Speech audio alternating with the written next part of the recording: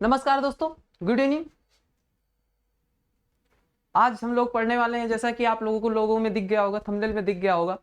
और आज हम लोग जिसकी शुरुआत करने वाले हैं, मतलब मॉडर्न हिस्ट्री की। किसकी? मॉडर्न इंडिया की हम लोग शुरुआत करने वाले हैं।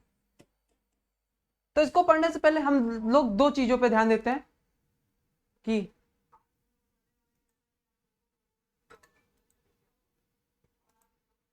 साइलेंट कर दीजिए, ठीक है। तो हम लोग जैसे पढ़ने वाले हैं, देख रहे हैं मॉडर्न हिस्ट्री। तो इसको पढ़ने से पहले जैसे कि हमने दो चीजों पे ध्यान देना है, दो वस्तुओं पे। मतलब कि जब हम लोग एक चीज देखते हैं, क्लास वर्क और होमवर्क, इसको पढ़ने से पहले हम दो चीजों पे बात करेंगे। जैसे कि हम लोगों को पता है कि जब हम स्कूलिंग में होते हैं तो क्लास वर्क स्कूल से हम दो चीजें, इतनी महत्वपूर्ण चीजें सीखते हैं। जैसे कि एक होता है क्लास वर्क, एक होमवर्क।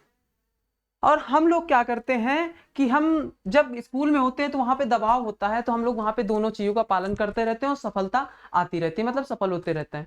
और यहाँ पे हम लोग कंपटीशन में आने के बाद हम लोग क्या करते हैं, हम होमवर्क तो करते हैं, सॉरी क्लास वर्क तो करते हैं, लेकिन होमवर्क को छोड़ देते हैं। क्लास वर्क तो करते हैं मगर होमवर्क को छोड़ देते हैं, ठीक है। जैसे कि हम लोग क्लास वर्क तो करते हैं लेकिन होमवर्क को छोड़ देते हैं, लेकिन यहाँ पे हम लोगों को क्लास वर्क और होमवर्क दोनों करना है, लगातार कंटिन्यू हम दोनों को करते रहना है। जिससे ये होगा कि हम दोनों के बीच में जो मैं पढ़ाऊंगा आपको होमवर्क करके लाना पड़ेगा, यहाँ पे अनिवार्य है होमवर्क करके आना। तो स्टार्ट किया जाए।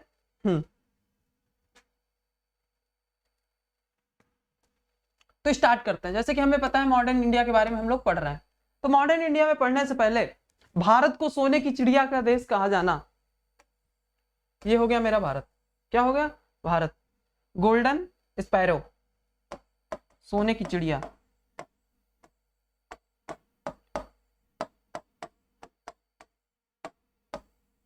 सोने की चिड़िया क्या है? सोने की चिड़िया।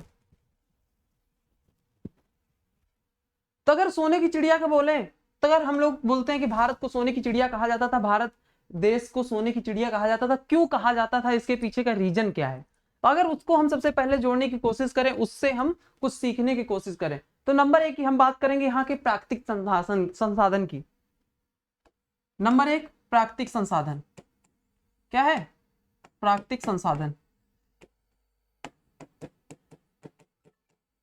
प्राकृतिक संसाधन, प्राकृतिक संसाधन की बात करें, यहीं पे हमारे पास बहुत सारे, एक चीज देखें तो हमारे पास जैसे कि समुद्र से संबंधित जितनी भी प्राकृतिक संसाधन हुआ करते थे वो पहले भारत के पास हुआ करते थे, इसलिए भारत को नंबर एक। तो पॉइंट ये हो गया प्राकृतिक संसाधन होना, ठीक। नंबर दो, अगर हम नंबर दो की बात करें, मानसून, इसका सोने की चिड़िया में बनने का एक महत्वपूर्ण कारण मानसून। अगर हम मानसून से बात करें, अगर वो जून के महीने से आए, जून के महीने से स्टार्ट हो, तो अगर जून के महीने से स्टार्ट हो तो वो कहां जाएगा? जून में देखें, चाहे अक्टूबर में देखें, जब ठंडी स्टार्ट होती है, चाहे गर्मी स्टार्ट होती है, तो भी भारत से ही। मानसून कहां? भारत का। दूसरा कारण, बड़ा कारण ये हो गया मानसून का। अगर हम तीसरा कारण बात करें, तो यहाँ के तीसरे कारण की बात है, तो यहाँ पे बैलेंस ऑफ पेमेंट।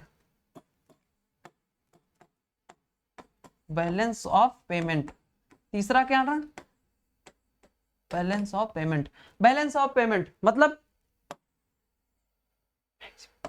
मैक्सिमम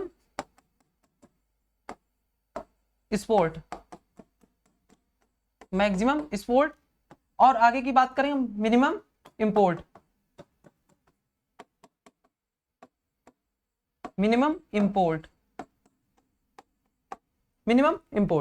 तो देखो यहां पे इसका तीसरा कारण मिनिमम इंपोर्ट, मतलब कि मैक्सिमम एक्सपोर्ट, बाहर अधिक से अधिक सामान भेजना, लेकिन अंदर लाना क्या है? बहुत कम। अगर यहाँ पे हम लोग बात करें तो यहाँ पे केवल अंदर दो चीजें दो लोगों के लिए आती थी, एक शाही वर्ग के लिए, यहाँ पे दो चीजें आती थी, वो भी मतलब एक वर्ग के लिए, वो भी शाही वर्ग के लिए, जो राजा महाराजा हुआ करते थे। नंबर एक चीज अगर बात करें तो यहाँ पे जो हमारे भारत में आता था, एक शराब थी, दूसरे घोड़े। एक शराब और घोड़े केवल बाहर से आया करते थे, इसलिए भारत एक सोने की चिड़िया था। सोने की चिड़िया क्यों था? यहाँ पे प्राकृतिक संसाधन मौजूद हुआ करते थे, मानसून हुआ करता था। मानसून की खोज किसने की थी? हिप्पारस ने। किसने? हिप्पारस ने, है ना। तो मानसून दूसरा कारण हो गया मानसून। अगर तीसरे की बात करें बैलेंस ऑफ पेमेंट, मतलब बैलेंस ऑफ पेमेंट, वहां पे पैसों का एक तरह से देखिए, यहाँ पे एक्सपोर्ट तो अधिक हो रहा था, इंडिया से एक्सपोर्ट अधिक हो रहा था। अगर हम बात करें जितने भी तुर्क इलाके थे यहाँ पे तो एक्सपोर्ट हो रहा था, लेकिन जो इनकम हो रही थी मतलब इंपोर्ट हो रहा था वो कम हो रहा था, तो इसलिए भी ये सोने की चिड़िया देश कहलाया गया। जब ये सोने की चिड़िया कहलाया गया, द लैंड ऑफ वेल्थ, जब ये द लैंड ऑफ वेल्थ कहलाई गई, जब भारत ये कहलाया गया, तो अगर हम बात करें तो ये सोने की चिड़िया ने इस भारत को क्या बना दिया, इस भारत को एक सिंक बना दिया। क्या बना दिया? एक सिंक बना दिया। किस चीज का? एक सिंक बना दिया सिल्वर का। किस चीज का? सिल्वर का। और दूसरा किस चीज का बना दिया? गोल्ड का। किस चीज का? गोल्ड और सिल्वर का इसे सिंक बना दिया। दो चीजों से ये मिलके भारत एक सोने की चिड़िया बन गया। दो चीजों से मिलके ये भारत की चिड़िया बन गया। क्या बन गया? भारत एक सोने की चिड़िया बन गया। नंबर 1 प्राकृतिक संसाधन, number 2 monsoon, number 3 maximum export और मिनिमम इंपोर्ट। अब यहां पे देखो, जब जब भारत कमजोर हुआ, जब जब भारत कमजोर हुआ, तब तब देखा होगा कि भारत की इकोनॉमी, भारत पे राज करने वालों का शासन बढ़ गया। भारत पर राज करने वालों का शासन बढ़ गया। अगर हम बात करें जैसे कि एग्जांपल तौर पे देखें, नंबर 1, अगर एक बहुत ही प्यारा सा सूत्र है, अगर इसको आप समझ गए तो आप समझ गए, पूरे गेम को समझ जाएंगे। क्या? अगर एक इसको समझ गए, इस प्यारे से सूत्र को, तो पूरे से गेम को समझ जाएंगे। अगर बात करें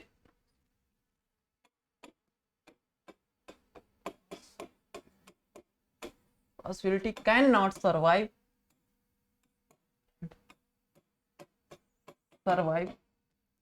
weakness,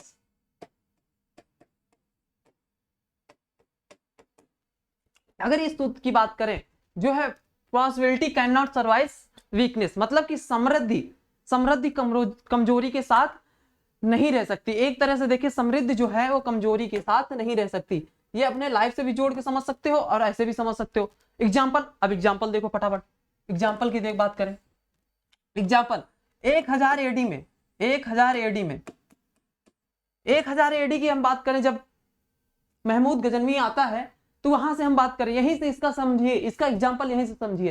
possibility can not survive weakness, मतलब कि अगर हम बात करें समृद्धि कमजोरी के साथ नहीं रह सकती, इसका एग्जाम्पल सबसे पहले देख लो आप 1000 एडी में। 1000 एडी में देखो, जब यहाँ पे महमूद गजनवी का लूटेगा, तो उसका सबसे बड़ा कारण कौन था? उसका सबसे बड़ा कारण हम ही लोगों के पास था। अगर उस कारण की हम बात करें, नंबर एक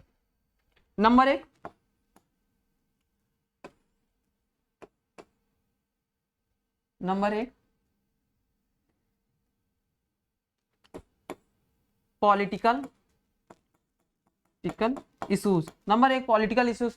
और पॉलिटिकल इश्यूज में क्या होने लगा? एंड ऑफ पावर, मतलब केंद्रीय शक्तियों का, जो केंद्रीय शक्तियां हुआ करती थी, मतलब केंद्रीय शक्तियों का विनाश होने लगा। केंद्रीय शक्तियों का विनाश होने लगा। क्यों? जब पॉलिटिकल आ गई, जब पॉलिटिकल आने लगी, केंद्रीय शक्तियों का विनाश होने का लगा।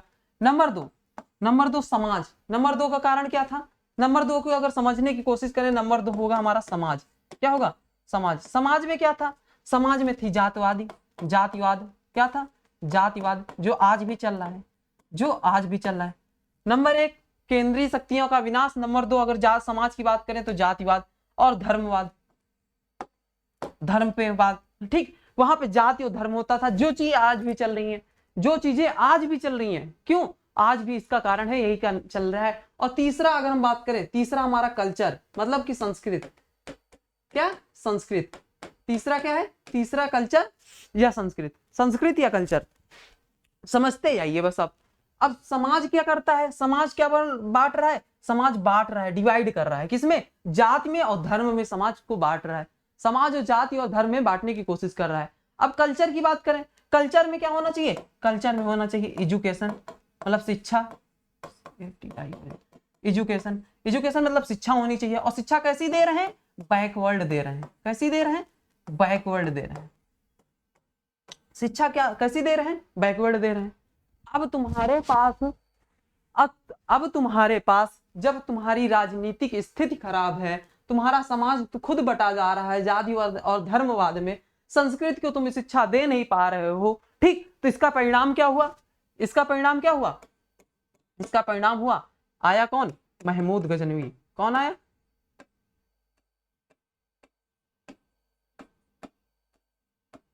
महमूद गजनवी। कौन आया?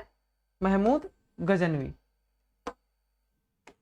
महमूद गजनवी, महमूद गजनवी आया। इस व्यक्ति ने कहां से?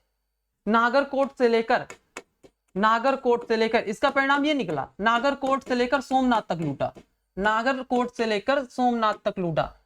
अब यहां पे देखो, अगर अब यहां पर तुम महमूद गजनवी को गाली नहीं दे सकते। क्यों नहीं दे सकते? क्योंकि इसके पीछे का रीजन ये था कि तुम्हारे केंद्रीय शक्तियां तुम्हारे याद में नहीं। अब देखो यार, जब तुम खुद बटे हुए हो, जातिवाद धर्म में बटे जा रहे हो, आज भी अगर देखो, आज भी हमारा समाज कैसा बढ़ता चला जा रहा है? जात पे बढ़ता चला जा रहा है। अब देखो, जातिवाद पे अगर बात करें, जब तुम हॉस्पिटल जाते हो तो कोई भी डॉक्टर होता है, तो वहां पे तुम इलाज करा लेते हो कि नहीं करा लेते हो? ये बताओ, करा लेते हो ना? ये तो है नहीं कि वहां पे तुम डॉक्टर से देखते हो कि नहीं ये नहीं, ये क्या है कि ये हिंदू है, हम इससे दवा लेंगे, इससे नहीं लेंगे, ये मुस्लिम है, इससे नहीं लेंगे। क्यों बटे जा रहे हो? तुम्हारे जब वोट देने का समय आता है, जब चुनाव आता है, जब राजनीति आती है, तो क्या तुम्हारे दिमाग में शैतान बैठ जाता है का? ये बताओ। सबसे बड़ी बात, अगर तुम अभी से बटे जा रहे हो, इसका कारण यही था, महमूद गजनवी का लूटना सही था कहीं ना कहीं, क्योंकि जब तुम खुद बटे जा रहे हो तो इसका रीजन यही है ना। उसने नगरकोट से लेकर सोमनाथ तक इतना लूटा है ना, ऐसा बोलते हैं कि ऐसा लूटा है कि इतना धन ले गया था कि पूरे रास्ते में बिखरता हुआ गया था। अब इसका कारण यही था, इसलिए अब भी समय है। जो आज भारत की स्थिति है ना, अगर जो भारत की स्थिति, अगर एक तरह से बात करें, भारत की स्थिति जो है वो एक दिन में नहीं बिगड़ी है, वो 50 साल से अगर पीछे से जाके देखें, अगर तुम आजकल सबसे ज्यादा पढ़ा लिखा युवा इंडिया में है, और इंडिया जो है एक लोकतांत्रिक देश है। कैसा देश है? डेमोक्रेसी है। अब तुम वहीं पे अगर बताओ, जब तुम्हें इलेक्शन का समय आता है, तुम क्यों नहीं एक ऐसा लाओ ना नेता चुन के, अपने समाज से लाओ, क्यों, जो अच्छा हो, पढ़ा लिखा लाओ, वो समझ के लाओ, ठीक। अब एक एग्जांपल यही हुआ, इसका समझो। अब दूसरे रीजन की बात करें, दूसरा एग्जांपल, तो दूसरा एग्जांपल क्या हुआ? यही हो रहा था 18वीं शताब्दी में। कब हो रहा था? 18th सेंचुरी में, 18वीं शताब्दी में यही हो रहा था। क्या हो रहा था? राजनीति, राजनीति। दूसरा समाज, समाज क्या कर रहा था? समाज बांट रहा था। तीसरा क्या कर रहा था? संस्कृत, संस्कृत क्या कर रही थी? शिक्षा दे नहीं रहे थे, बैकवर्ड नाम की शिक्षा दे रहे थे, ठीक। यही हो रहा था अंग्रेजों के साथ, यही अंग्रेज कर रहे थे। क्या कर रहे थे? यहाँ पे शिक्षा कैसी देख रहे थे? यहाँ पे शिक्षा दे रहे थे बैकवर्ड की। समाज क्या कर रहा था? डिवाइड कर रहा था, समाज डिवाइड कर रहा था। और राजनीति क्या कर रही थी? यहाँ पे मुगल साम्राज्य का पतन हो रहा था, इसके पीछे यहाँ पे मुगल साम्राज्य का पतन स्टार्ट हो गया था। क्या हो गया था? मुगल साम्राज्य का पतन, मुगल साम्राज्य का पतन स्टार्ट हो गया। क्योंकि जब राजनीति नहीं, उसके ऊपर कोई केंद्रीय शक्ति ही नहीं रहेगी, तो ऑटोमेटिक किसी ना किसी समाज का, किसी ना किसी साम्राज्य का एंड होना स्टार्ट हो जाएगा। अगर हम बात करें एंड ऑफ पावरफुल, मतलब जितनी भी सेंट्रल अथॉरिटी थी, उनका तो निश्चय एक तरह से देखे क्या होगा? विनाश होना स्टार्ट हो जाएगा। यही कारण था। अगर समझो, अब ये जो सोने की चिड़िया थी, अब इस सोने को चिड़िया को जब लोग लूटना शुरू किए ना, तो इतने अच्छे से लूटा है ना कि आज तक अभी भारत उठ नहीं पाया है। महमूद गजनवी इतने अच्छे एग्जाम्पल है। अब अभी देखना, जब हम स्टार्ट करेंगे, क्योंकि मॉडर्न हिस्ट्री को स्टार्ट ही कर चुके हैं, पहला लेक्चर है जैसा आप लोगों को पता है, तो हम जब स्टार्ट ही कर चुके हैं, तो एक एक बातें हम समझने की कोशिश करेंगे। तो पहला तो हमारा यही समझने का कारण था कि भारत एक सोने की चिड़िया था, उसको हम लोगों ने कैसे बर्बाद करने की कोशिश की। तो ये हो गया पूरा उसका डायग्राम। मैंने बताया था prosperity can not survive weakness. अगर जो समृद्धि है वो कमजोरी के साथ रह ही नहीं सकती, ठीक। अगर तुम कमजोर हो तो तुम्हारे साथ ये जो समृद्धि है, तो ये मत सोचो कि हमारे आगे आईएएस लग जाएगा, आईपीएस लग जाएगा, ये हो नहीं सकता, ठीक है। तो अब आगे बढ़ते हैं, क्लास को स्टार्ट करते हैं। यही कारण था, समझ लो, ये पूरा डायग्राम समझ गए तो समझ जाओगे हमें मॉडर्न हिस्ट्री कैसे ही पढ़नी है, कैसे अंग्रेजों का। अब जब भारत की ताकत कमजोर हुई, जब भारत की ताकत कमजोर हुई, तब किसी न किसी ने लूटा। अब बात करें जैसे मौर्य एम्परर की बात करें, मौर्य एम्परर की बात करें, मौर्य साम्राज्य की, तो कब किसने किसने लूटा? इंडो ग्रीक, इंडो ग्रीक, शक, कुषाण, इन लोगों ने लूटा। भारत आज तक लूटता ही चला है। इंडो ग्रीक ने लूटा, शक ने लूटा, कुषाण ने लूटा। उसके बाद जब गुप्त साम्राज्य का एंड होना स्टार्ट हुआ, गुप्त समय हूण लोगों ने लूटा। किसने लूटा? हूण, हूण ने लूटा। गुप्त के बाद अगर हम बात करें 1000 ईडी में, मतलब कि जब यहाँ पे भारत कमजोर होने लगा तो किसने लूटा? तब तुर्कियों ने लूटना शुरू किया। तुर्कों ने लूटा, तुर्कों ने लूटा। अब बात करें अगर जब तुर्क यहाँ पे शासन कर रहे थे, जब तुर्क यहाँ पे शासन कर रहे थे तब मंगोलों ने लूटना शुरू किया, मंगोलों ने लूटना शुरू किया। और उसके बाद जब मंगोल यहाँ पे शासन कर रहे थे, मंगोल मतलब मुगल जब यहाँ पे शासन कर रहे थे तो किसने लूटना शुरू किया? तब लूटना शुरू किया ईरानी और अफगानी शासकों ने। तब किसने लूटना शुरू किया? ईरानी और अफगानी शासकों ने। कौन? अफगानी, ईरानी और अफगानी शासकों ने। देखो समझो इस डायग्राम को,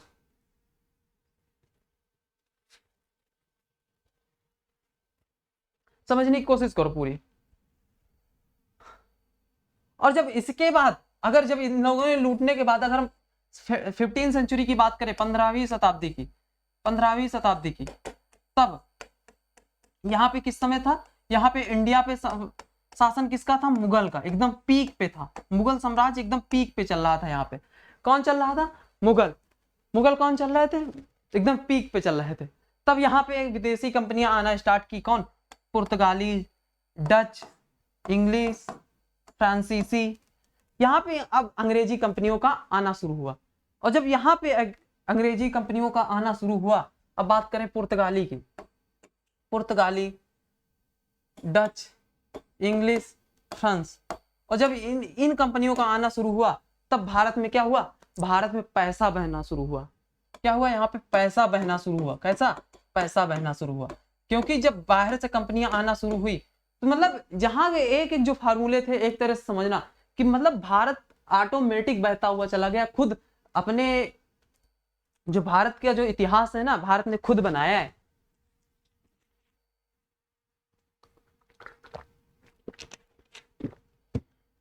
जब यहाँ पैसा बहना शुरू हुआ तो यहाँ पे क्या देखने को मिलने लगे? यहाँ पे मिलने लगा लाल किला, लाल किला, यहाँ पे लाल किला, यहाँ पे ताजमहल, यहाँ पे ताजमहल। ठीक, यहाँ पे ये देखने को मिला। और एक सबसे बड़ा, सबसे प्यारा फार्मूला क्या है? व्यापार। व्यापार का क्या है?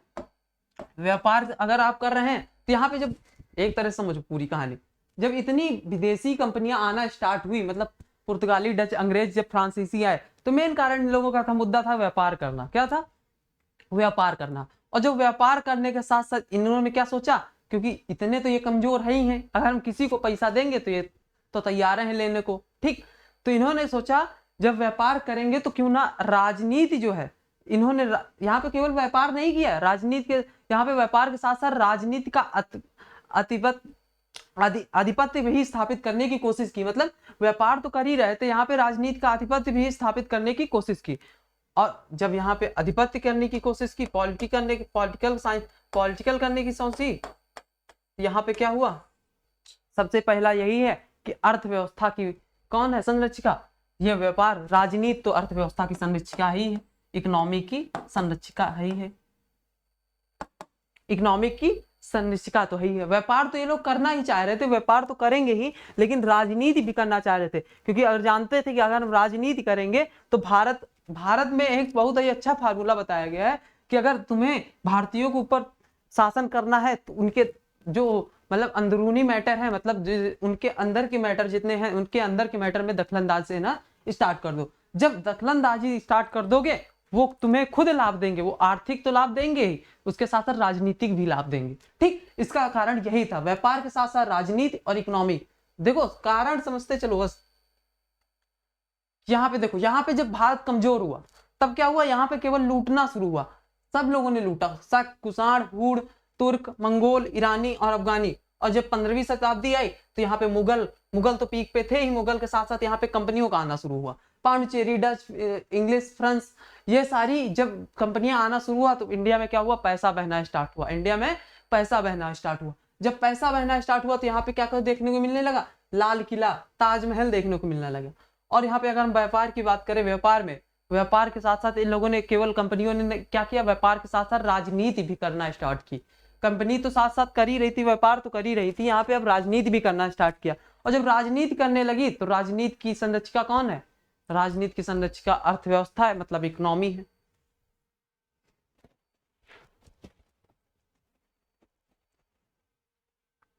समझ में आया?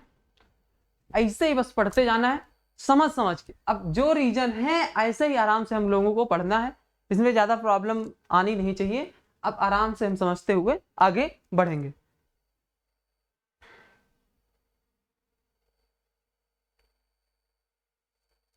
अब देखो, अब यहां से हमने बताया अर्थव्यवस्था राजनीति की जो है वो संरचिका है। अब एग्जाम्पल देखो फटाफट। अगर हम इसका एग्जाम्पल देखने की बात करें राजनीति की, जैसे कि हम एक ट्रायंगल बना लेते हैं। सबसे पहले देखो 1458 में पुर्तगाली, कौन, पुर्तगाली, 1458 में पुर्तगाली ने भारत आए, 1458 में आए और 1510 पे गोवा पे कब्जा कर लिया। और 1510 में गोवा पर कब्जा कर लिया। कहां पे, गोवा पर कब्जा हो गया इनका, गोवा पर कब्जा हो गया। 1558 में आए। सबसे पहला इसका एग्जांपल यही देखो कि अर्थव्यवस्था क्यों स्टार्ट हुई थी। अगर देखो अर्थव्यवस्था को मैंने उतनी देर से क्यों बताया कि अर्थव्यवस्था जो है राजनीति की एक तरह से संरचिका है, तो एग्जाम्पल सबसे पहला यही था। पुर्तगाली 1458 में आए, 1610 में गोवा पर कब्जा कर, 1510 में गोवा पर कब्जा कर लिया। कब कर लिया, 1510 पे गोवा पर कब्जा कर लिया। दूसरा प्रयास की बात करें तो 1636 पे पुर्तगालियों ने कहां कब्जा करने की कोशिश की, कहां पे, हुगली पर। 1636 में पुर्तगालियों ने कहां कब्जा करने की कोशिश की, हुगली पर। लेकिन यहाँ पे कौन बैठा था, यहाँ पे एक शक्तिशाली मुगल बादशाह बैठा हुआ था। कौन बैठा हुआ था, यहाँ पे शक्तिशाली मुगल बादशाह बैठा हुआ था, जिसका नाम क्या था, शाहजहां। क्या नाम था, शाहजहां। अब इस स्टोरी को भी सुनाएंगे पूरी तरह से। शक्तिशाली शाहजहां बैठा हुआ था। अगर देखो 1636 में हुगली नदी पर पुर्तगालियों ने कब्जा करने की कोशिश की, लेकिन यहाँ पे उनकी बहुत ही बड़ी भूल हो गई। भूल क्या हो गई, यहाँ पे बैठा हुआ था एकदम मुगल बादशाह, एकदम शक्तिशाली राजा बैठा हुआ था। कौन बैठा हुआ था, शाहजहां बैठा हुआ था। और यही कोशिश किसने की, यही कोशिश की थी अंग्रेजों ने। कब की, अगर हम बात करें 1686 में। 1686 में तीन एग्जाम्पल देखो। 1458 में आए, गोवा पर कब्जा कर लिया। अभी बताया था जो समृद्धि है ना वो कमजोरी के साथ रह ही नहीं सकती, तो इसका पीछे कारण यही था। 1458 में देखो अकबर था। अकबर तो मान लो अभी स्टार्ट कहाँ हुआ है, यहाँ पे गोवा पर कब्जा तो हो ही गया है। उस समय यहाँ पे दिल्ली सल्तनत का शासन हुआ करता था। ठीक है, अब 1686 पे बात करें। 1686 पे अंग्रेजों ने हुगली नदी पर फिर कब्जा करने की कोशिश की। हुगली नदी पे फिर कोशिश करने की कौन, अंग्रेज, मतलब इंग्लिश। अंग्रेज हुगली नदी पर 1686 पर फिर कब्जा करने की कोशिश की। तब यहाँ पर कौन बैठा था, यहाँ फिर एक मुगल बादशाह एकदम मजबूत बैठा हुआ था, जिसका नाम कौन सा, औरंगजेब।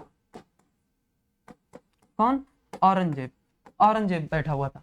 अब देखो पहले तो पुर्तगालियों ने 1458 में जब आए 1510 पे तो कब्जा कर ही लिया गोवा पे, 1510 पे कब्जा कर लिया।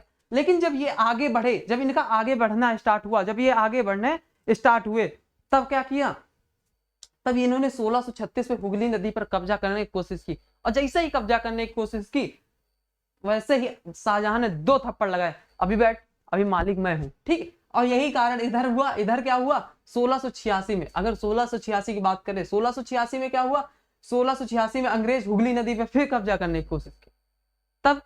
तब यहाँ पर क्या हुआ, यहाँ पे ये हुआ, यहाँ पे भी एक मुगल शासक अच्छा सा बैठा हुआ था। कौन, औरंगजेब ने। वो उसने 4 थप्पड़ लगाए। यहाँ पे शाहजहां ने तो इनको 2 ही लगाए थे, यहाँ पे 4 लगाए, अच्छी तरह से धो दिया।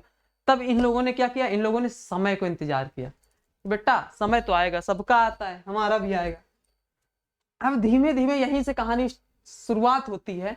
यहाँ पे तो 2 शक्तिशाली थे, मुगल उस समय पीक पे थे, एक तरह से बात करें तो मुगल एकदम पीक पे थे। अगर 18वीं शताब्दी की बात करें, 15 शताब्दी की बात करें, 15 शताब्दी से लेकर 18वीं शताब्दी के अंत होने तक मुगल का थोड़ा थोड़ा एंड होने लगता है। ठीक, अब बात करते हैं, ये स्टोरी पूरी तरह समझ में आई कि 1458 में तो आए और गोवा पे कब्जा कर लिया। अब यहाँ पे क्यों नहीं कर पाए, क्योंकि यहाँ पे एक शक्तिशाली राजा बैठा हुआ था, इनके पास अच्छा सा पावर हुआ करता था।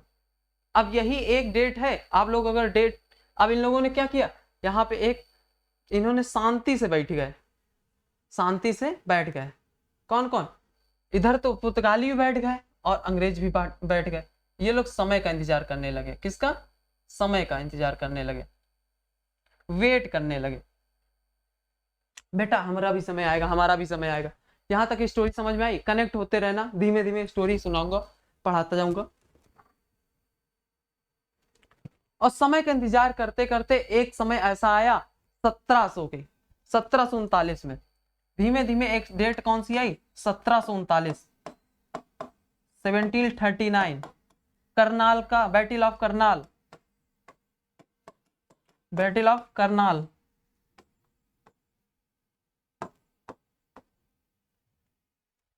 बैटल ऑफ करनाल, इस युद्ध ने भारत की दिशा ही मोड़ दी। मतलब इस युद्ध ने इस समय बता दिया कि मुगलों का जो शासन है वो खत्म होने वाला है। अब एक तरह से सुनो, बैटल ऑफ करनाल की हम बात करना स्टार्ट करें, अगर बैटल ऑफ करनाल की, करनाल का युद्ध, करनाल का युद्ध, इस युद्ध ने भारत की तो दिशा ही बदल दी, भारत की दिशा ही बदल दी कि भारत अब मुगल के हाथ में नहीं, अब धीमे धीमे ब्रिटिशर्स के हाथ में आने वाला है, बाहरी कंपनियों के हाथ में आने वाला है। कब हुआ, 1739, 1739। यहां पे एक नादिर शाह ईरानी शासक, इस युद्ध किसके किसके मध्य हुआ था, ईरानी शासक नादिर शाह का यहाँ पे आक्रमण हुआ, नादिर शाह, नादिर शाह। और इधर इधर मुगल बादशाह, मुगल शासक मोहम्मद शाह रंगीला, मोहम्मद शाह रंगीला, इधर मोहम्मद शाह रंगीला। नादिर शाह ने मोहम्मद शाह रंगीला जो था, एक तरह से रंगीला की कहानी जब पढ़ना मोहम्मद शाह रंगीला की, तो बताते हैं कि ये अपने ही मंत्रियों से घूस लिया करता था। ये राजा नहीं, एक तरह से सदैव अय्याश राजा हुआ करता था। बोलते हैं ना कि जब ज्यादा राजा के घर में पैदा जो होता है ना, वो ऐसा ही हो जाता है, और जो एक झोपड़ी से बढ़ के उस राजा की पोस्ट तक पहुंचता है, उसकी वो कोई कीमत समझता है।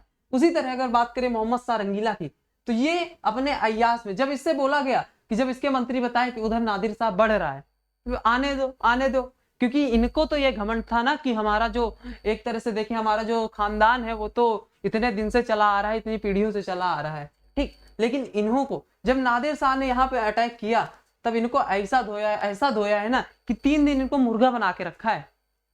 इतना लूट के ले गया था उस समय कि इन्होंने 3 साल के लिए ईरान में कर माफ कर दिया था, कोई कर नहीं लिया था। 3 साल में कोई कर नहीं लिया था, 3 साल के लिए कोई कर नहीं लगाया ईरान में, इतना लूट के ले गया। और यहां फिर तो कोहिनूर भी ले गया, कोहिनूर हीरा भी ले गया, दूसरा मयूर सिंहासन भी ले गया।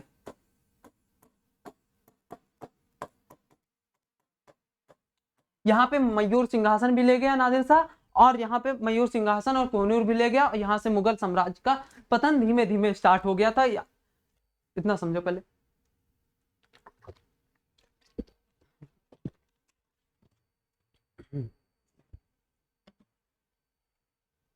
अब यहां से समझ में आ गया था कि भारत की दिशा, जो भारत की दिशा है वो किस राउंड में जाएगी, किस तरफ जाएगी। क्योंकि एक तरह से देखें, मोहम्मद शाह जो है, जब यहाँ युद्ध हार गए, तो यहाँ के जो शासक थे, जो व्यापार कर रही थी बाहर की कंपनियां, चाहे फ्रांस हो, चाहे डच हो, अंग्रेज हो या पुर्तगाली हो, तो उनको तो ये पता चल गया कि मुगल साम्राज्य का जो जड़ है अब वो कमजोर हो चुकी है, जो वहां पे जड़ है वो तो कमजोर हो चुकी है। तो इसका कारण क्या हुआ, इस युद्ध का मेन इंपॉर्टेंट कारण यही है, करनाल का युद्ध, ये भारत की दिशा को तय करता है और ज्यादा कोई इंपॉर्टेंट नहीं है, भारत की दिशा को ही परिवर्तित कर डाला पूरी तरह से। इतना समझ में आया? ठीक, अब आगे समझते हैं। इस स्टोरी को अगर समझ के चुके हो तो आप आगे समझने की कोशिश करते हैं।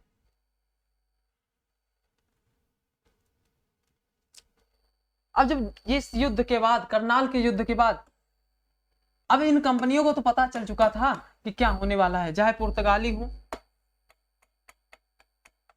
और चाहे डच हो, चाहे अंग्रेज हो और चाहे फ्रांसीसी हो, चाहे फ्रांसीसी हो। अब एक चीज समझो, तो हुआ क्या, ऐसा होना क्या था, पुर्तगालियों ने तो अंग्रेज से संबंध बना लिए, पुर्तगालियों ने अंग्रेज से संबंध बना लिए, इन्होंने बंबई को, पुर्तगालियों ने वैवाहिक संबंध बना लिया, पुर्तगाली प्लस अंग्रेज, और क्या किया, वैवाहिक संबंध बनाए, और वैवाहिक संबंध के साथ साथ इन्होंने बंबई को दहेज में दे दिया, बंबई को दहेज में दे दिया। सबसे अच्छी बात यह है, अब ये सोचो, भारत के हिस्सा बंबई, अब दहेज में कौन दे रहा है, पुर्तगाली अंग्रेज को दे, समझ रहे हो ना, मतलब कि हिस्सा जो है वो पुर्तगाली भारत का है और पुर्तगाली अंग्रेजों को अंग्रेजों को दहेज में दे रहे हैं, ये समझे? ठीक, अब आगे समझो, अंग्रेज के साथ अब डच भी अंग्रेजों के साथ संबंध बना लिए, मतलब एक समझौता कर लिया, धीमे धीमे डच भी समझौता कर लिया कि हमें जो है तुम, डच भी अंग्रेजों के साथ संबंध बना लिए, अंग्रेज, डच और अंग्रेज के साथ क्या संबंध हुआ, डचों ने कहा कि हमें तुम स्पाइस लैंड दे दो, स्पाइस लैंड एक हुआ करता था, स्पाइस आइलैंड, आइलैंड दे दो और हम तुम्हें इंडिया दे देंगे। ठीक, यहां पे ये हुआ, पुर्तगाली भी अंग्रेजों के साथ संबंध बना चुके थे, उन्होंने बंबई को दे दिया दान में। और दूसरी चीज, एक सेकेंड बस माइक लगा ले फिर से,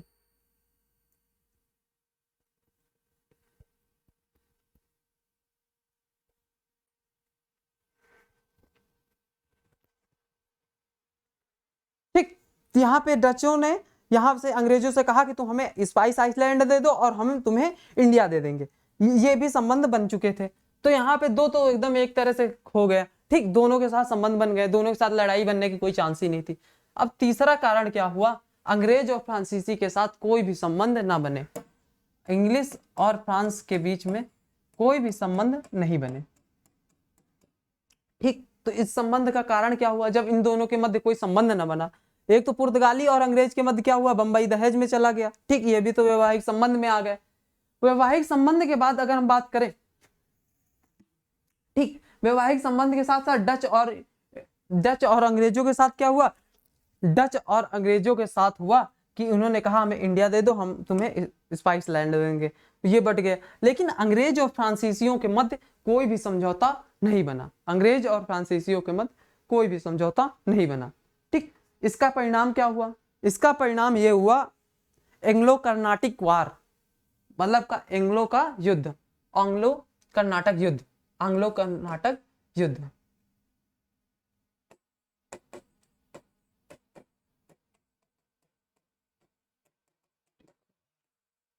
इसका परिणाम ये निकला, अंग्रेज और फ्रांसीसियों के मध्य कोई भी एक तरह से देखे समझौता नहीं हुआ। ठीक है, अब इसका परिणाम ये हुआ कि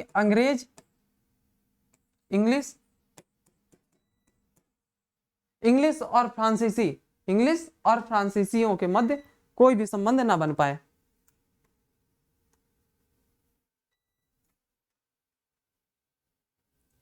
ठीक, एक सेकंड, पावर कट हुआ थोड़ा सा।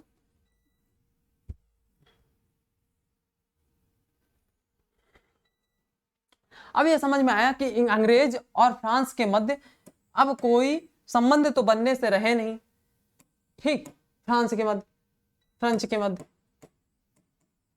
ठीक, अब इन दोनों के मध्य कोई संबंध तो बनने से रहे नहीं। तीसरा कारण अब समझो, जब इन दोनों के मध्य हुआ नहीं तो इसका परिणाम क्या निकला? इसका परिणाम निकला, इनका परिणाम ये निकला, नंबर एक ये परिणाम निकला कि सेंट थोम का युद्ध,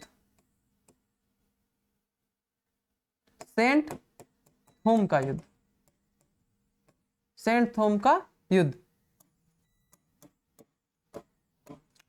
सेंट थोम का युद्ध, पहला युद्ध ये हुआ। अब दूसरा कारण क्या निकला? दूसरा ये हुआ अंबर का युद्ध, दूसरा वॉर ऑफ अंबर, अंबर का युद्ध।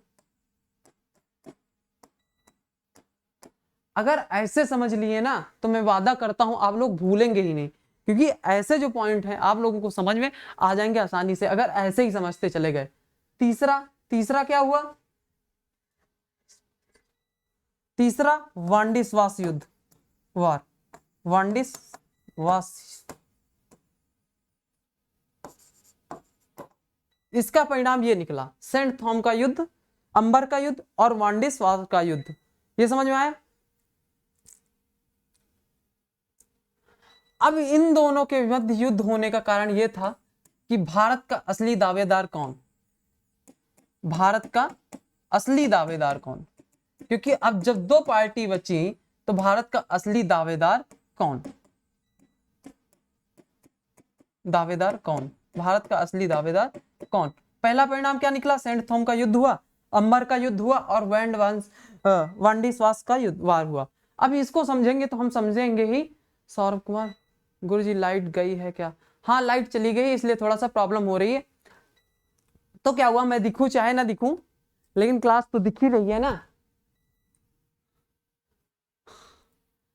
ठीक, अब परिणाम ये निकला, परिणाम अगर आप समझ गए तो समझो। नंबर 1 फर्स्ट एंग्लो वार, फर्स्ट एंग्लो वार, एंग्लो कर्नाटक, लो लाइट आ गई, कर्नाटक,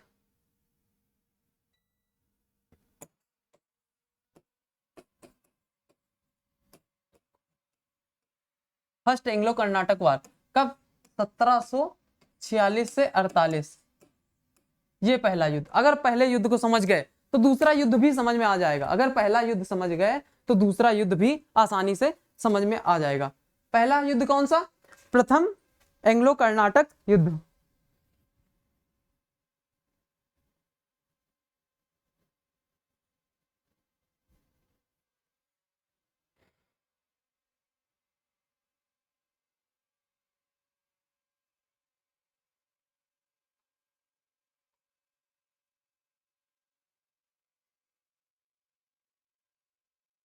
अब एक तरफ डालो कारण, इशू, कारण क्यों हुआ, और दूसरी तरफ डालो मुद्दा, तीसरी तरफ परिणाम। कौन कौन सा? कारण, मुद्दा और परिणाम, 3 हेडिंग लग जानी चाहिए कॉपी पे आपके फटाफट। ठीक है, अब कारण, नंबर 1 कारण,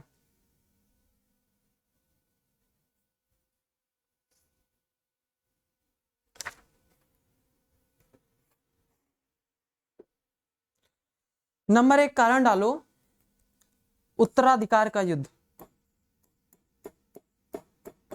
उत्तराधिकार का युद्ध, उत्तराधिकार का युद्ध। अब उत्तराधिकार का युद्ध ये हुआ, सुनो पूरी कहानी समझिएगा, कि जब भारत है, अगर यहां पे मैप बनाने की कोशिश करें,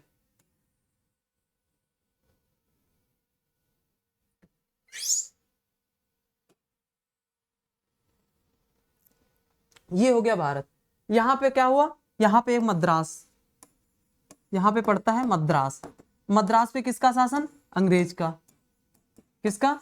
इंग्लिश का। और यहां पे पांडुचेरी, पुडुचेरी, यहां पे किसका? यहां पे फ्रांसीसियों का, फ्रेंच का, किसका? फ्रांसीसियों का और फ्रेंच का। कारण समझो फटाफट, फ्रांसीसियों का और फ्रेंच का। ठीक, यहां का गवर्नर डुप्ले बहुत ही इंटेलिजेंट व्यक्ति, बहुत ही बुद्धिमान व्यक्ति जिसे बोले हम, है ना। यहाँ का गवर्नर कौन, डुप्ले। और यहाँ पे एक राज्य पड़ता है जिसे हम बोलते हैं कर्नाटक। कौन सा, कर्नाटक। अब इस स्टोरी को अगर समझ गए तो आप पूरी तरह समझ जाएंगे क्यों हो रहे थे ये युद्ध। कर्नाटक के संस्थापक, क्वेश्चन जितने बनते जाएंगे यहीं पे समझ जाइएगा। संस्थापक, कर्नाटक के संस्थापक सादुद्दौला।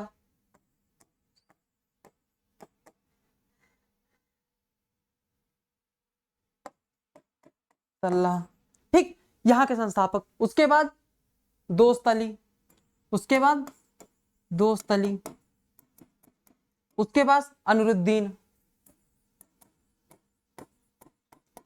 अनूरुद्दीन, ठीक। नंबर 1 पहले अगर संस्थापक की बात करें तो सादुद्दौला, उसके बाद कौन आएगा, दोस्त अली, उसके बाद अनूरुद्दीन।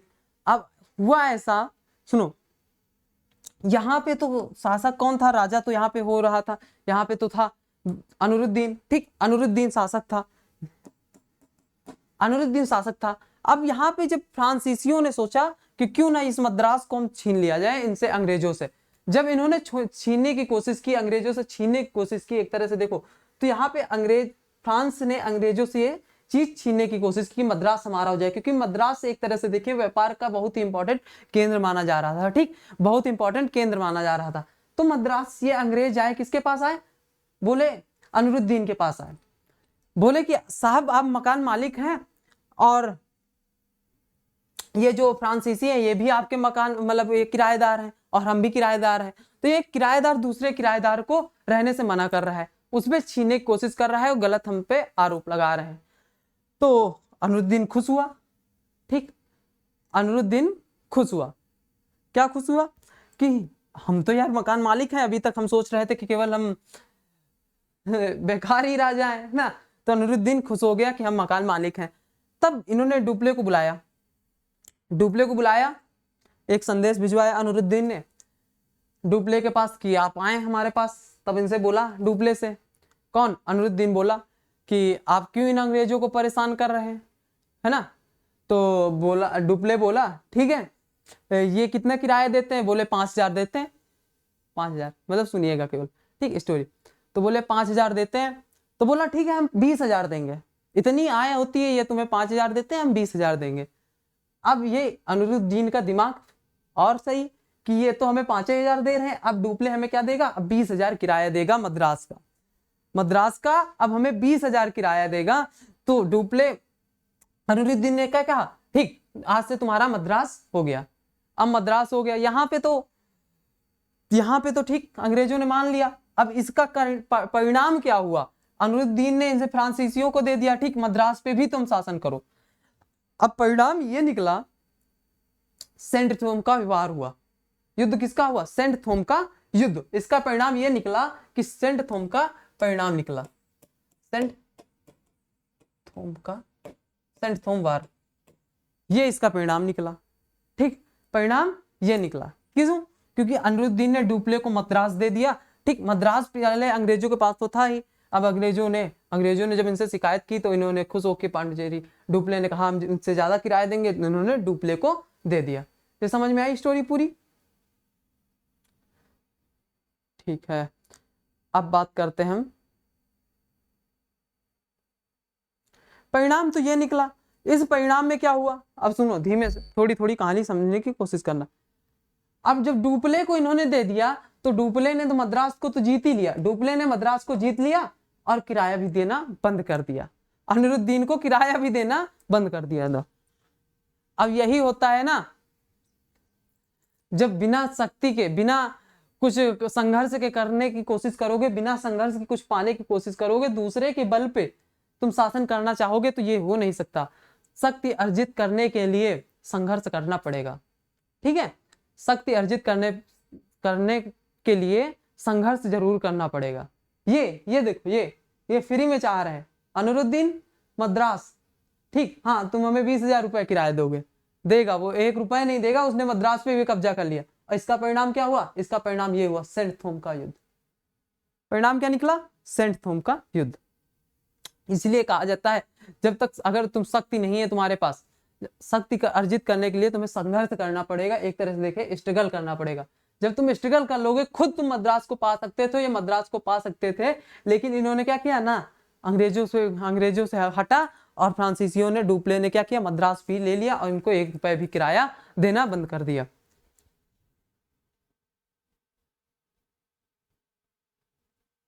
ये परिणाम निकला। ठीक है, महत्व क्या समझो, महत्व क्या है, महत्व क्या है युद्ध का? अब महत्व की अगर हम बात करें, ठीक, महत्व, इस युद्ध का महत्व अगर हम बात करें तो पहला तो ये हुआ, डुप्ले ने मद्रास भी छीन लिया इनसे और इनको किराया भी देना बंद किया। महत्व, आउटकम क्या निकला? आउटकम क्या निकला? आउटकम इनका निकला सेंट थॉम का युद्ध।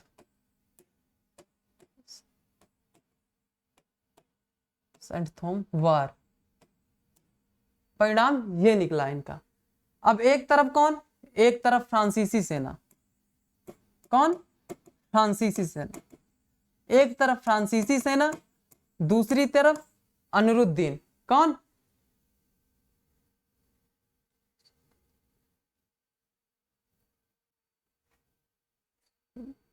अनरुद्दीन के तरफ से कौन? मसूम खान। कौन? मसूम खान। अब मसूम खान के पीछे कितनी सेना? 10,000 सेना। कितनी सेना? 10,000 सेना। ठीक, अब फ्रांसीसियों सेना के कितने के पास? फ्रांसीसी के पास कितनी सेना? फ्रांसीसी के पास 230 फ्रांसीसी अंग्रेज अधिकारी, 230 फ्रांसीसी सैनिक, 230 और 700 इंडियन, 700 भारतीय, 230 फ्रांसीसी सैनिक और 700 इंडियन। अब इन इंडियंस ने मिलके 1,000 लोगों ने मिलके, इन 1,000 लोगों ने मिलके 10,000 लोगों को हरा दिया। 1,000 लोगों ने मिलके 10,000 लोगों को हरा दिया। पहला सेंट वार के युद्ध में समझो, पहला युद्ध यही कारण है। क्या कारण है? फ्रांसीसी सेना, एक तरफ 230 लोग, और 230 लोग फ्रांसीसी सैनिक, 700 इंडियन मिलके, 1,000 लोगों ने मिलके 10,000 लोगों को हरा दिया। ठीक, 10,000 लोगों को हरा दिया। इसका परिणाम यही निकला। क्या इसका परिणाम? ये देखो, अगर ये मद्रास अंग्रेजों के पास रहता तो इनको कुछ मिलता रहता, लेकिन ये पांडिचेरी फ्रांसीसी, डुप्ले ने क्या किया, फ्रांस भी ले लिया, इनको कुछ ना दिया। इसका परिणाम ये निकला कि पहला युद्ध ये हो गया, और इधर 1,000 लोगों ने मिलकर 10,000 लोगों को हरा दिया। 1,000 लोगों ने मिलके 10,000 लोगों को हरा दिया। परिणाम क्या निकला? 1,000 लोगों ने मिलकर 10,000 लोगों को हरा दिया। ये पूरी स्टोरी कनेक्ट होते जाना, स्टोरी समझने की कोशिश करो बस। ठीक,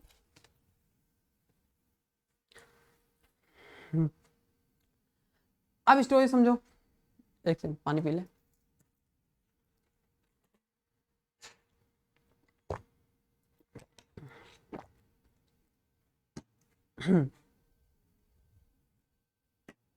इसका परिणाम क्या निकला? इसका एक परिणाम निकला, इन्होंने एक संधि की, एक्स चैपलर संधि, एक्स लॉ चैपलर ट्रिटी। इसका परिणाम क्या निकला? एक्स चैपलर संधि कर ली। इन लोगों ने क्या की? एक्स चैपलर संधि कर ली। कब कर ली? 1648 में। अब तुम्हारे समझ में आ गया होगा पहला युद्ध का कारण कहां गया।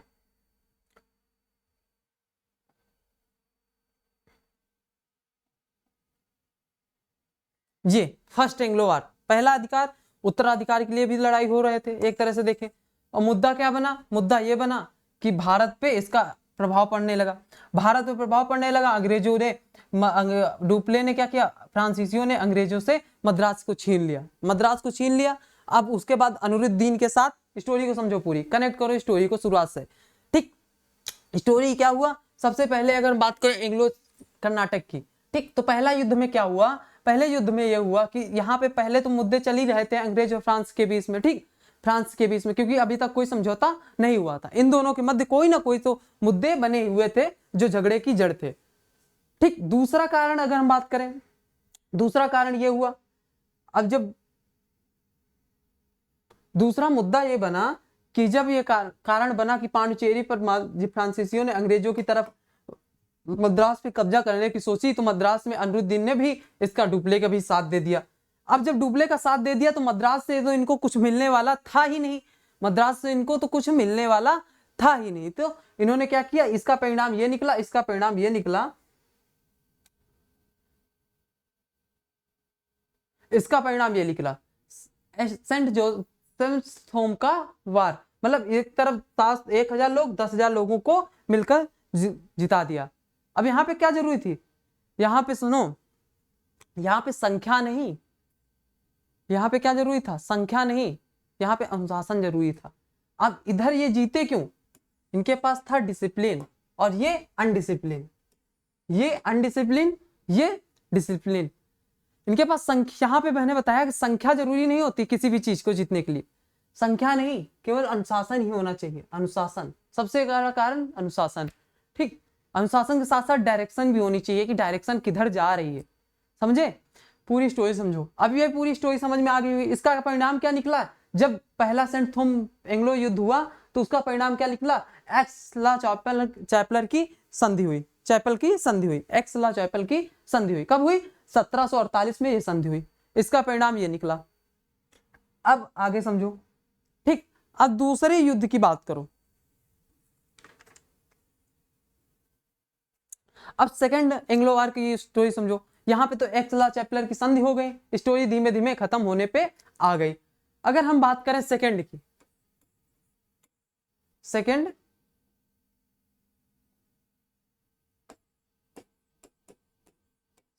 एंग्लो कर्नाटिक वार 51 से 54, कब, सेकंड 1749 से 54, 1749 से 54, 54, ये सेकंड का समझो अपनी स्टोरी, सेकंड की फटाफट स्टोरी समझ लो। अब सेकंड में क्या हुआ, सेकंड युद्ध में हुआ कि सेकंड युद्ध की जब पढ़ोगे तो पहला का परिणाम वहां पे ये लिखा है, पहला कारण ये लिखा है सेकंड युद्ध होने का कि प्रथम युद्धों के बाद डुप्ले की राजनीतिक विपाशा जाग उठी। मतलब प्रथम युद्ध होने के बाद अब इन्होंने क्या सोचा, ये सोचा कि 1000 लोगों ने मिलकर जब 10,000 को हरा दिया तब क्या हुआ प्रथम, इसका कारण सेकंड युद्ध का कहां दे रखा है, फर्स्ट युद्ध के कारण के बाद उसका महत्व कहां दे रखा है, सेकंड युद्ध में दे रखा है। जब सेकंड युद्ध को आप पढ़ोगे उस पुस्तक में तो उसमें दे रखा है कि प्रथम युद्ध के बाद डुप्ले की राजनीतिक विपाशा जाग उठी। मतलब उस युद्ध में देखा ना, मैंने बताया संख्या इंपॉर्टेंट नहीं है, संस्कार डिसिप्लिन इंपॉर्टेंट है।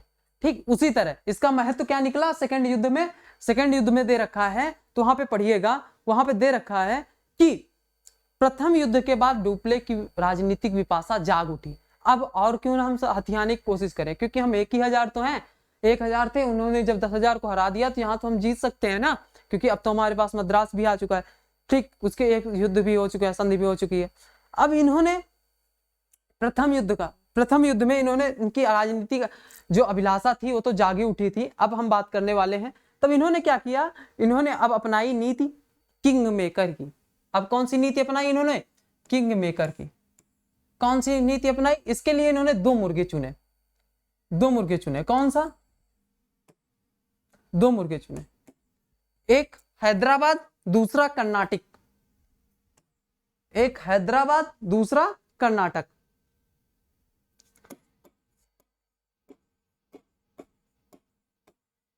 एक हैदराबाद दूसरा कर्नाटक। ठीक, अब इन्होंने 2 मुर्गों को किस तरह चुना, अब देखो यहां पे हैदराबाद में चल रहा था उत्तराधिकार का युद्ध, उत्तराधिकार का युद्ध, और इधर क्या चल रहा था कर्नाटक में भी चल रहा था उत्तराधिकार का युद्ध।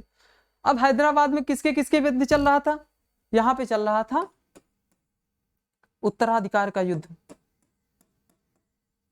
उत्तराधिकार का युद्ध, ठीक, उत्तराधिकार का युद्ध, उत्तराधिकार का युद्ध किसके किसके बीच, नासिर जंग, नासिर जंग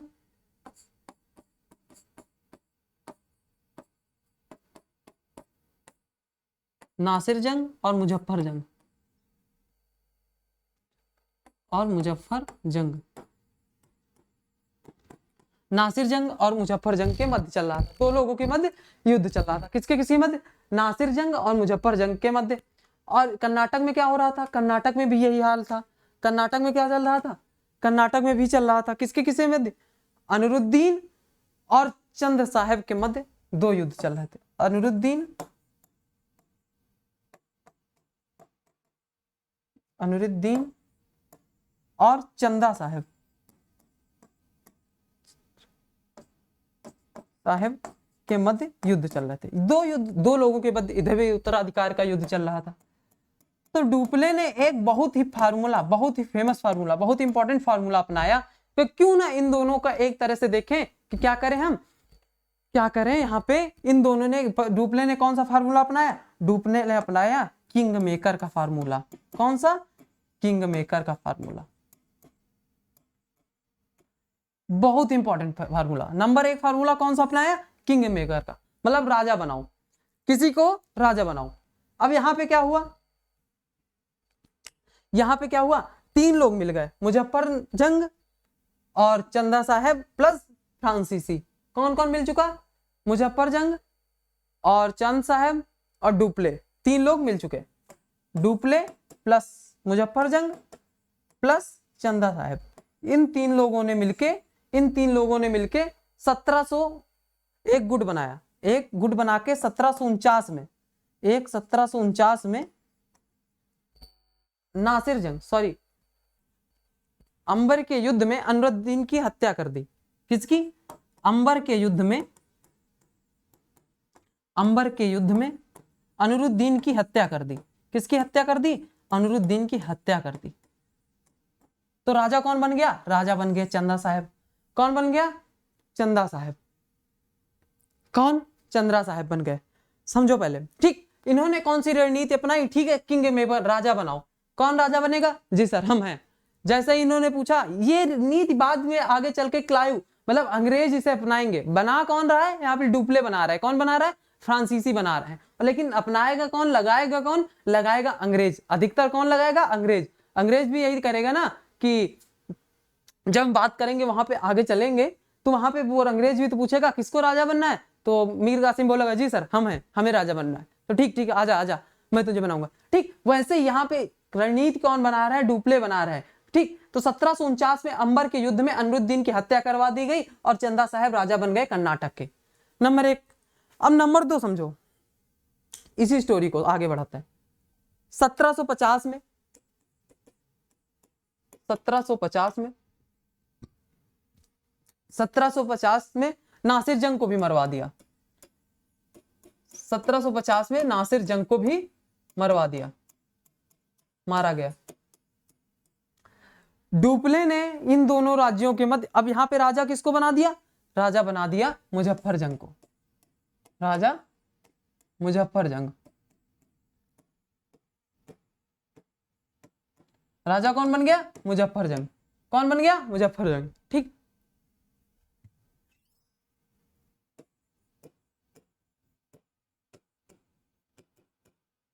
मुजफ्फर जंग राजा बन जाएगा। अब मारा किसने है, नासिर जंग ने, नासिर जंग को मरवा के राजा बना दिया मुजफ्फर जंग को। अब हैदराबाद और कर्नाटक, हैदराबाद और कर्नाटक ने मिलके डुप्ले को इतना सारा सम्मान, धन, वैभव दिया। अगर समझने की कोशिश करें यहां पे तो समझो, ये हो गया हैदराबाद,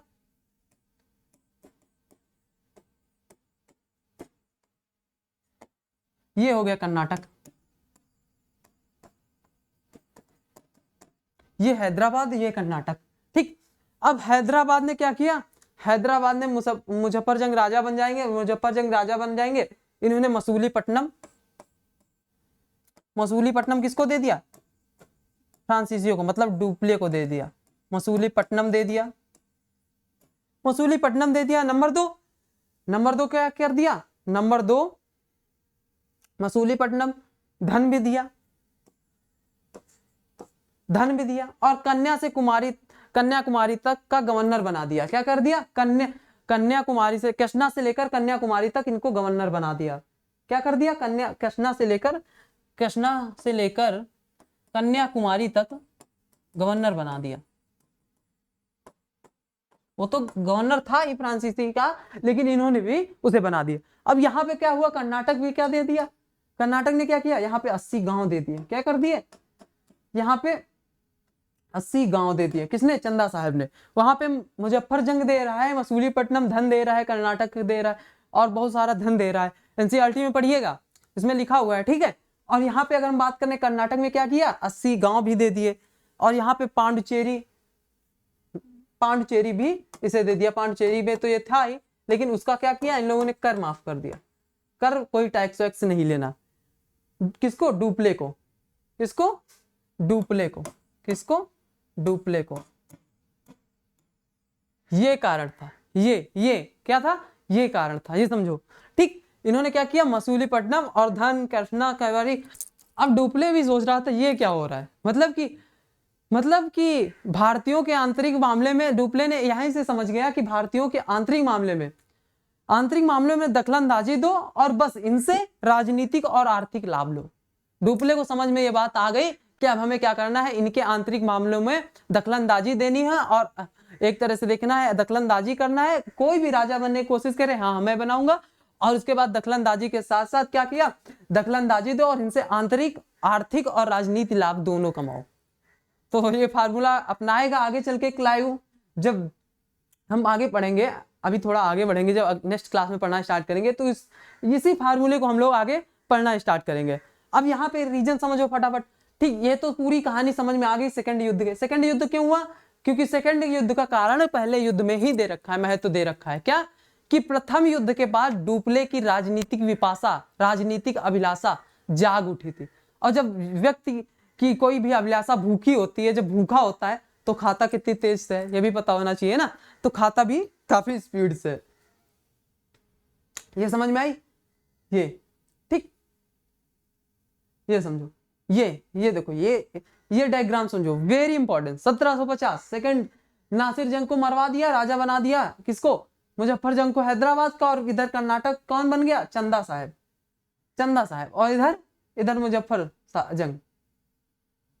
इधर मुजफ्फरजंग, ठीक। अब मुजफ्फरजंग दे रहा है, मसूलीपट्टनम धन भी दे रहा है, और कृष्णा से कन्याकुमारी तक गवर्नर भी बना रहा है, 80 गांव भी दे रहा है, और पांडुचेरी का टैक्स भी माफ कर रहा है। तो एक चीज तो अंग्रेजों, फ्रांसीसियों को समझ में आ गई, ये आगे चल के अंग्रेज भी बनाएंगे। क्या समझ में आ गई? कि भारतीयों के आंतरिक मामलों में दखलंदाजी दो, और इनसे राजनीतिक और आर्थिक लाभ दोनों कमाओ। ठीक, ये समझो। अगर इस तरह तुम समझ गए, नोट डालो और लिखो, नोट डाल के लिखो फटाफट कि भारतीयों के आंतरिक मामलों में दखलंदाजी दो, और इनसे आंतरिक, आर्थिक और राजनीतिक लाभ दोनों कमाओ। फटाफट लिखो, और उसके बाद रीजन समझो। एक स्टोरी कैसे याद करना है।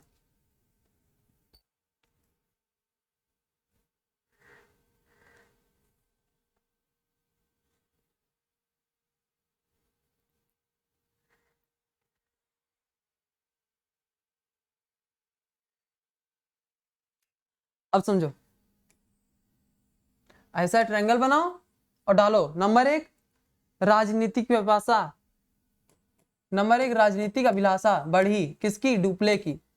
राजनीतिक अभिलाषा बढ़ गई डुप्ले की।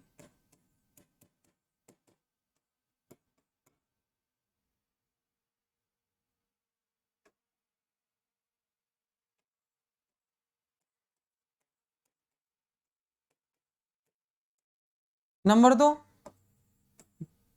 मुद्दा क्या बना? मुद्दा बनाया क्या? उत्तराधिकार। इशू क्या बनाया? उत्तराधिकार। राजा कौन बनेगा? मुद्दा बनाया किंग मेकर का। मुद्दा क्या उठाया? किंग मेकर का।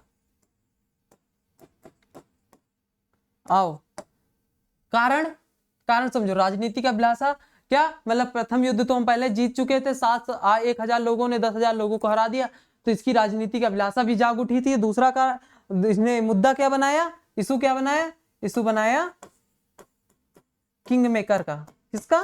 किंग मेकर का। और आउटकम क्या निकला? आउटकम क्या निकला? आउटकम क्या निकला? पहला formula, first formula king maker का। किसका? किंग मेकर का। किंग मेकर का राजा बनाओ और इनसे ही आर्थिक और राजनीतिक दोनों तरह से लाभ कमाओ। ठीक, ये निकला फार्मूला। ऐसे पढ़ते हैं, ऐसे कैसे?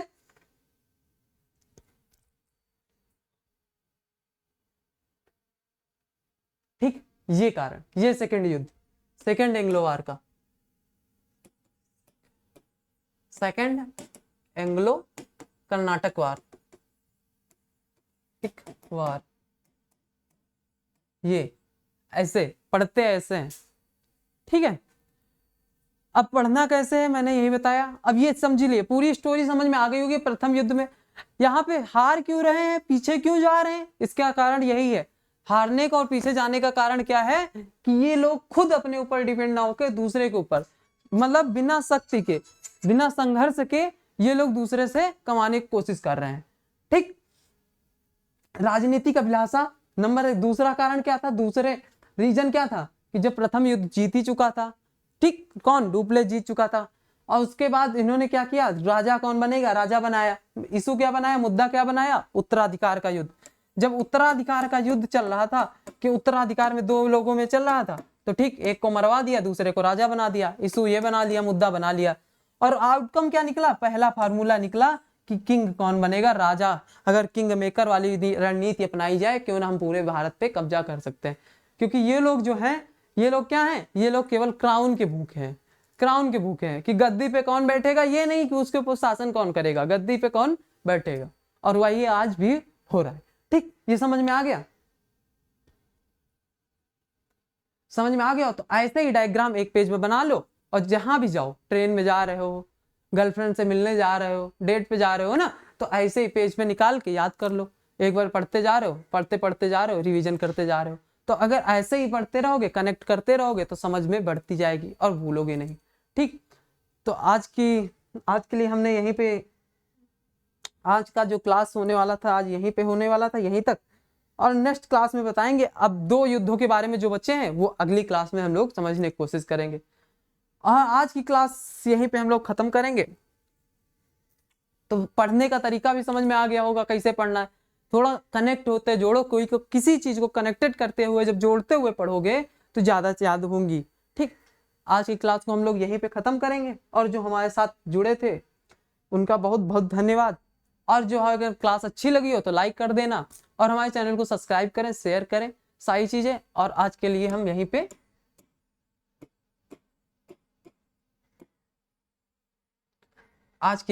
पे एंड करते हैं। Thank you, all the best सभी को। नमस्कार।